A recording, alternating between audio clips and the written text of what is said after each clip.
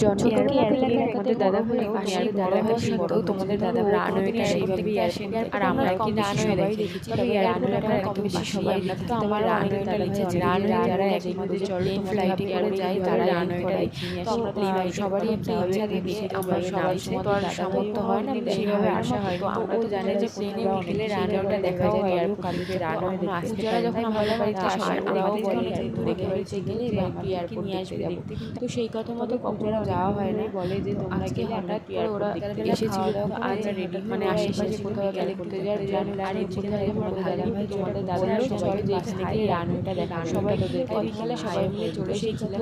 আমরা এখানে রানওয়েটা এসেছিলাম। তো আমরা এখানে সেইভাবে দেখা যায় না, বালি টিভি ছিল, এখানে একটা কাঠ দিয়ে সবাই মিলে কাঠের উপরে আমরা দেখতেও পেয়েছি রানওয়েটা।